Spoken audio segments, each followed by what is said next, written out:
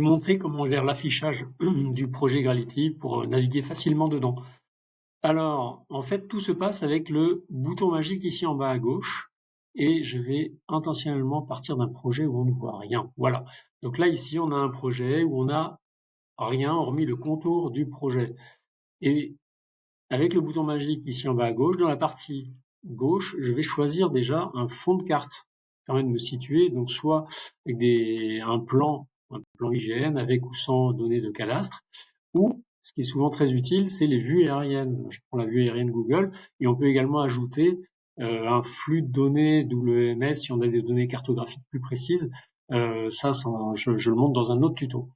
Dans la partie de droite, on choisit quelles sont les données du projet qu'on porte à l'écran. Donc là, pour l'instant, il n'y a rien. Tout est masqué. Tout est masqué parce que les pictos ici masquent les arbres, les espaces verts, etc. Donc, si je veux voir, par exemple, les espaces verts et les stations, ben voilà. Donc là, j'ai effectivement les espaces verts et les stations qui apparaissent dans le projet. Les stations, c'est les subdivisions rouges comme ça. Les espaces verts, c'est les surfaces qu'il y a. Si maintenant je vais un peu détailler comment on gère les données pour les arbres. Donc si je ici, donc j'ai affiché les arbres et avec ce qui est ici à gauche, je peux afficher ou masquer la légende si j'en ai une. Voilà, donc là j'ai une légende qui apparaît et la légende va me donner l'échelle des grandeurs que j'ai choisi de porter à l'écran. Par exemple ici pour les arbres, je choisis de montrer l'échelle des vigueurs ou l'échelle des risques qui sont je peux mettre à l'écran n'importe quelle information de la fiche arbre, donc les risques, les âges, je peux même mettre les essences ou les hauteurs si je le souhaite. Et donc faire apparaître ça à l'écran directement et la légende indique l'échelle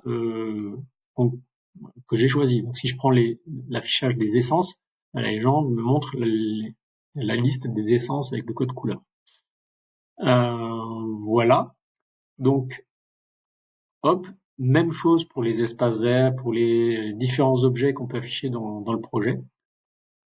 Il y a un truc qui est intéressant aussi pour les arbres, c'est qu'on peut afficher le diamètre des couronnes. Donc ça permet d'avoir quelque chose de très visuel. Donc on a directement en fait la taille de l'arbre vue d'en haut, quoi. Et ça permet de mettre en évidence, j'y dirais, voilà, par exemple la carte des risques sur les arbres en croisant avec la dimension. Donc les grands arbres à risque, on les voit vraiment, ça saute aux yeux.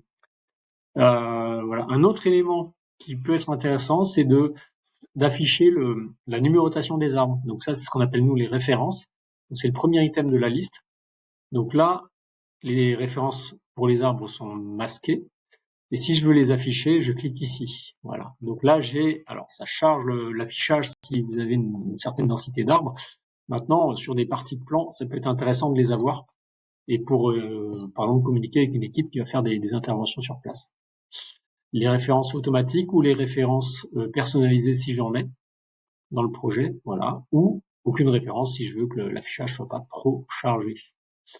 De même pour les espaces verts et le mobilier. Voilà en un mot ce qu'il faut savoir sur la gestion des affichages dans Gravity.